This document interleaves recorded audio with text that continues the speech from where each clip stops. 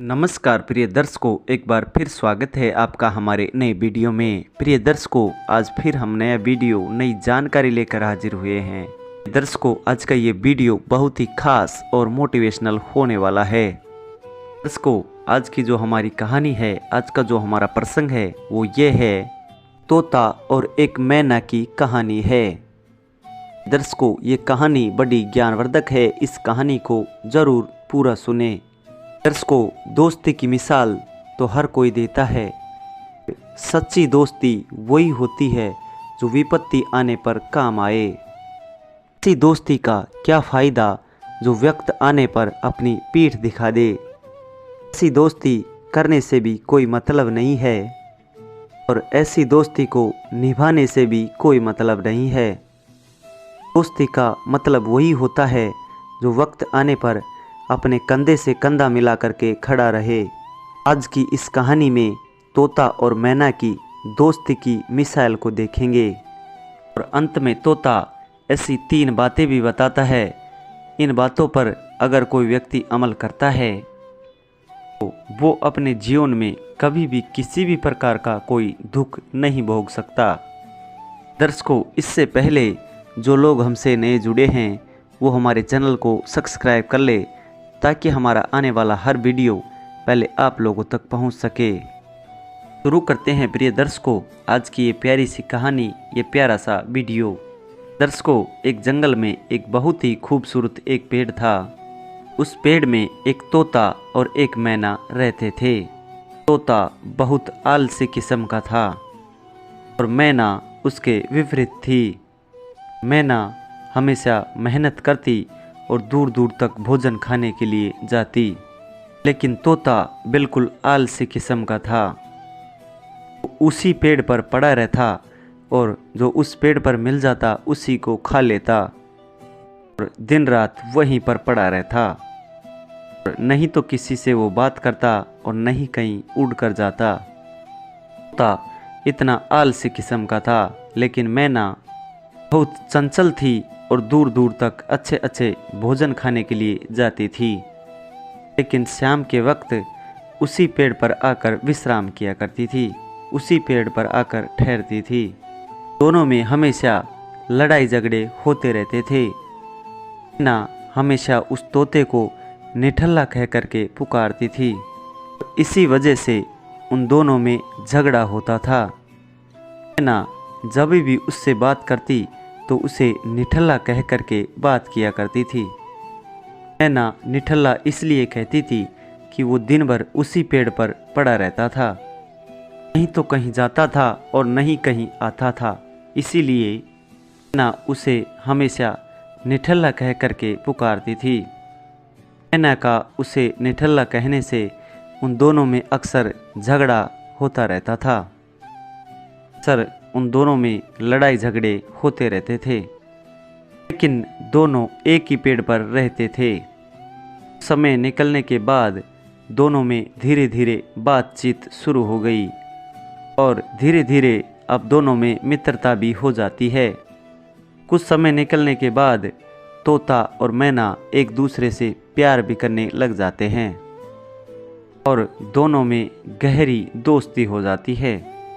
प्रिय दर्शकों, अब दोनों बड़े मज़े से ज़िंदगी जीने लगते हैं। जहाँ भी जाते मैना उस तोते को साथ लेके जाते। दोनों का जीवन आनंद से गुजर रहा था। कुछ समय निकलने के बाद उस जंगल में भारी बर्फबारी हो जाती है और कड़ाके की ठंड पड़ने लग जाती है।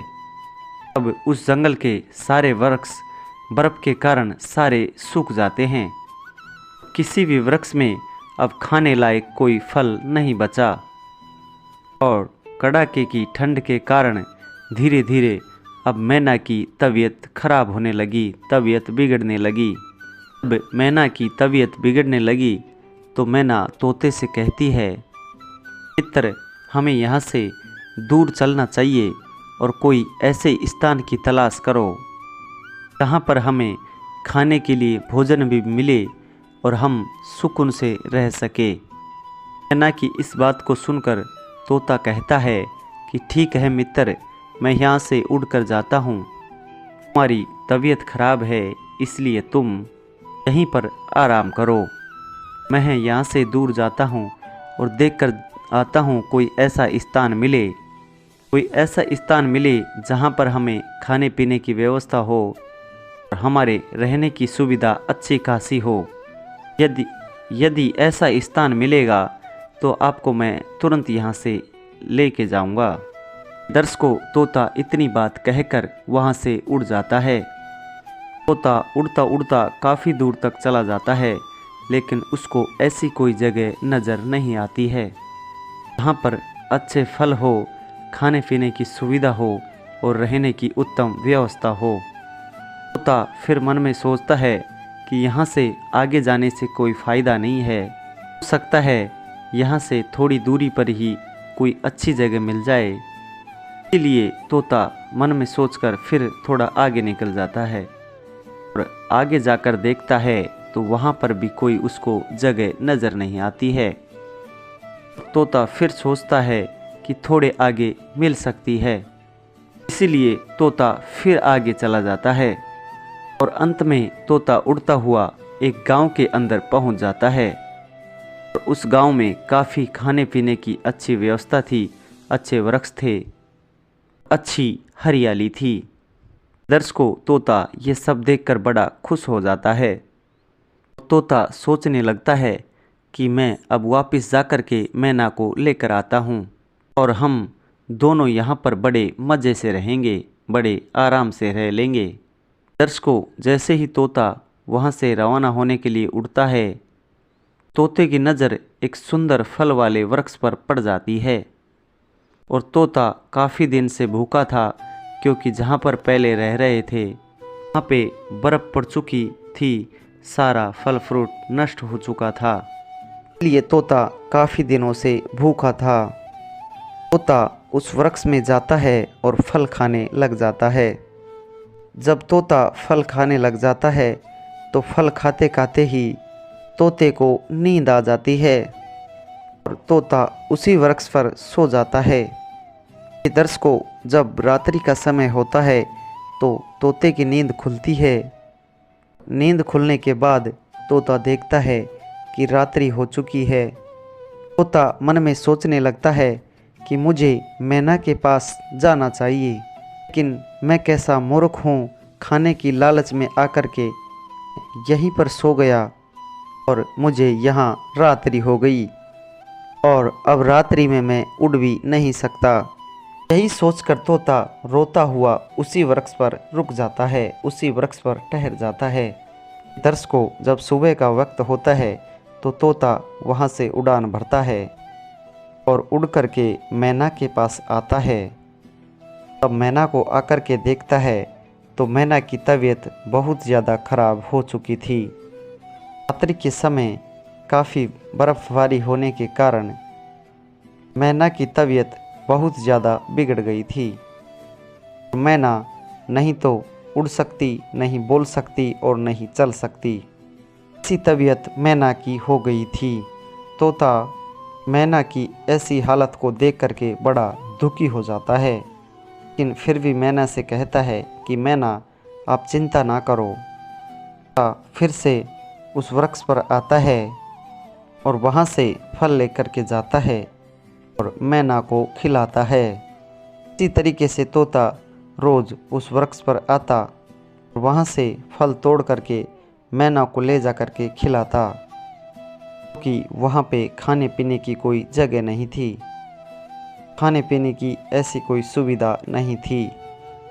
तरफ जिधर देखो उधर बर्फ़ ही बर्फ़ थी। दर्श को तोता बड़ा परिश्रम करता है और अंत में मैना की जान बचा लेता है। मैना ठीक हो जाती है और मैना तोता के साथ में उड़कर उस वृक्ष पर आ जाती है। वहाँ पर दोनों अपना जीवन सुखी से व्यतीत करने लगते हैं। अब मैना अपने मित्र तोता से कहती है, दो बात ऐसी कहती है जिसको हर इंसान को सुनना चाहिए। यारी जैसी चीज़ नहीं दुनिया में, अनगिनती का ओगण भरिया दुनिया में। मित्रता एक ऐसी मिसाल होती है, यदि सच्चा मित्र मिल जाए दर्शकों, सच्चा मित्र बड़े नसीब वालों को मिलता है। हर किसी को सच्चा मित्र नहीं मिलता। जो बड़े नसीब वाले होते हैं उनको ऐसे सच्चे मित्र मिलते हैं। इसीलिए कभी भी यदि आप मित्रता करो तो सच्ची मित्रता करो, झूठी मित्रता मत करो। और यदि आपको कोई झूठा मित्र मिलता है उसके साथ ज़्यादा दोस्ती मत करो, तुरंत आप वो दोस्ती ख़त्म कर दो। यदि आप अपने जीवन में सुख पाना चाहते हैं, धोखेबाज मित्र से कभी भी दोस्ती मत करो। से धोखेबाज मित्र का कोई फ़ायदा नहीं होता है, सिर्फ नुकसान के अलावा। दर्शकों, हमारी कहानी यहाँ समाप्त होती है और हम उम्मीद करते हैं हमारी ये कहानी आपको बेहद पसंद आई होगी और इससे आप ज़रूर प्रेरणा लेंगे। प्रिय दर्शकों, अगर हमारा वीडियो आपको अच्छा लगा है तो लाइक शेयर कमेंट करके ज़रूर बताइए। और साथ ही जो लोग हमसे नए जुड़े हैं वो हमारे चैनल को भी सब्सक्राइब कर ले, ताकि हमारा आने वाला हर वीडियो पहले आप लोगों तक पहुंच सके और इसका आप लाभ उठा सके। प्रिय दर्शकों, मिलते हैं जल्दी नए वीडियो में। जी नमस्कार, धन्यवाद।